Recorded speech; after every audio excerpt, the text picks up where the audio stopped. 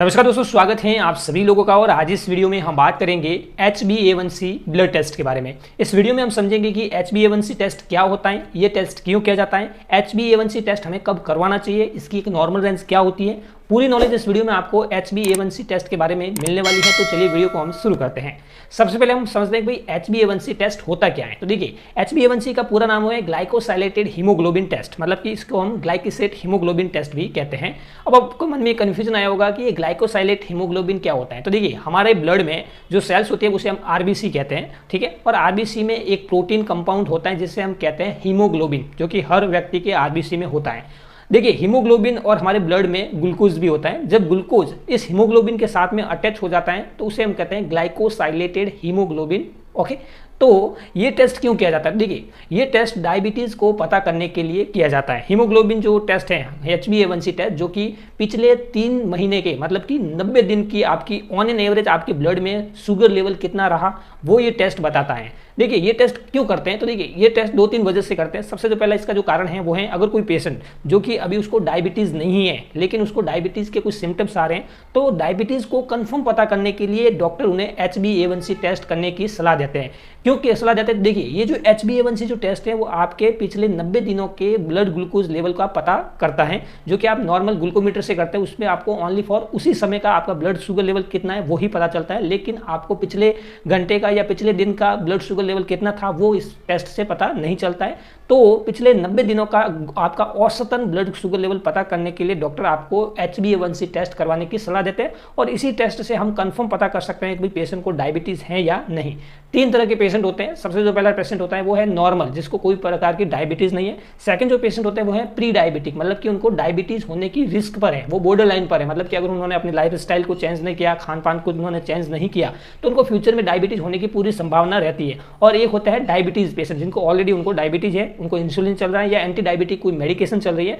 तो ये जो मेडिकेशन है, इंसुलिन है, वो डायबिटीज के पेशेंट को किस तरह से डायबिटीज को कंट्रोल करते हैं, इसका पता लगाने के लिए भी डॉक्टर पेशेंट को, जो डायबिटीज के जो पेशेंट होते हैं, उनको भी HbA1c टेस्ट करवाने की सलाह देते हैं। तो इस वजह से HbA1c टेस्ट है वो किया जाता है, खासतौर पर डायबिटीज को पता करने के लिए। और डायबिटीज अगर किसी पेशेंट को है तो किस तरह से वो दवाइयां जो है उसको कंट्रोल कर रही हैं, कितना कंट्रोल किया है, वो पता करने के लिए डॉक्टर है पेशेंट को HbA1c टेस्ट करवाने की सलाह देते हैं। ओके, ये जो टेस्ट है वो हमें कब करवाना चाहिए ये आपको पता होना चाहिए। तो देखिए, अगर कोई पेशेंट है जिनको डायबिटीज़ के कुछ सिम्टम्स आ रहे हैं, जैसे कि उनको बहुत ज़्यादा प्यास लग रही है, बहुत ज़्यादा उनको भूख लग रही है, बार बार उनको पेशाब आने की, उनको यूरिनेशन होने की प्रॉब्लम हो रही है, उनको अगर कोई मेल है तो इरेक्टाइल डाइफंक्शन की प्रॉब्लम है, लोअर सेक्स ड्राइव की उनको प्रॉब्लम हो गई है, ठीक है। या अगर कोई पेशेंट है जिनको मतलब कि बहुत ज़्यादा थकान रहती है, उनका जो वेट है बहुत ज़्यादा कम हो गया है, तो ये सारे जो सिम्टम है वो डायबिटीज़ के सिम्टम है। या आपको कोई ब्लर विजन आने की आपको प्रॉब्लम है, जैसे कि आपको धुंधलापन को दिखाई दे रहा है, तो ये सारी जो सिम्टम्स होते हैं वो डायबिटीज़ के सिम्टम है। अगर आपके शरीर में ये सिम्टम आ रहे हैं तो अपने नज़दीकी डॉक्टर से आपको सलाह लेनी चाहिए और HbA1c टेस्ट आपको करवाकर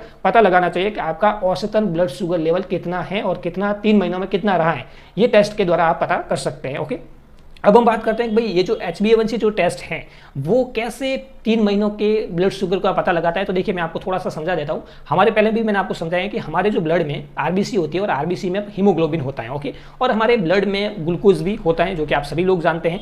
ग्लूकोज जब ये हीमोग्लोबिन के साथ में अटैच होता है तो ग्लाइकोसाइलेटेड हीमोग्लोबिन बनाता है। ओके, और आप सभी को पता है कि हमारी जो RBC है उसकी जो लाइफ साइकिल है, लाइफ स्पैन है, वो 120 दिन की होती है। तो हम ये 120 दिन तक कोई भी RBC है वो डिस्ट्रॉय नहीं होती है, उसकी जो लाइफ साइकिल जो है वो 120 दिन की होती है। तो इस वजह से पिछले 3 महीनों का ग्लाइकोसाइलेटेड हीमोग्लोबिन कितना रहा वो हम पता कर सकते हैं कि हम डायबिटीज हैं या नहीं है, या प्री डायबिटिक है। तो इस तरह से हम पता कर सकते हैं कि भाई हमें डायबिटीज है या नहीं। ओके, अभी हम दोस्तों बात करते हैं कि भाई HbA1c की एक नॉर्मल रेंज आपके शरीर में कितनी होनी चाहिए। ब्लड टेस्ट अगर आपने करवाया है HbA1c तो कितनी नॉर्मल रेंज होनी चाहिए। देखिए, मैं आपको थोड़ा सा स्क्रीन में एक चार्ट दे देता हूँ, इसके हिसाब से भी आप पता कर सकते हैं। और देखिए, एक पेशेंट होता है नॉर्मल, तो उसकी जो नॉर्मल अगर कोई पेशेंट है तो उनकी जो HbA1c का जो लेवल है वो 5 से कम आएगा, 5.5 से कम आएगा। ओके, तो आपको कोई भी टेंशन लेने की बात नहीं है। लेकिन अगर आपका HbA1c का लेवल 5.6 से लेकर 7 के बीच में आ रहा है तो कहीं ना कहीं आपको सतर्क होना है, क्योंकि आप प्री डायबिटिक के पेशेंट हो। अगर आपका लेवल है वो 7% से ऊपर आ रहा है HbA1c, तो कहीं ना कहीं आपको डायबिटीज है।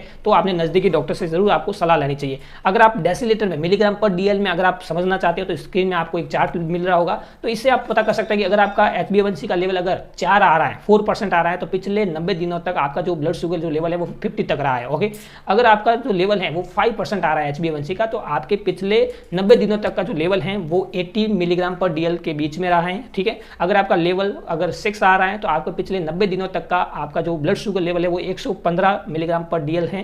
तो दोस्तों आशा करता हूँ कि इस वीडियो में आपको HbA1c टेस्ट के बारे में एक बेसिक नॉलेज मिली होगी। अगर वीडियो पसंद आया तो वीडियो को लाइक कीजिए, चैनल में पहली बार हो तो चैनल को सब्सक्राइब कीजिए। मिलेंगे एक नए वीडियो के साथ, तब तक के लिए जय हिंद, वंदे मातरम।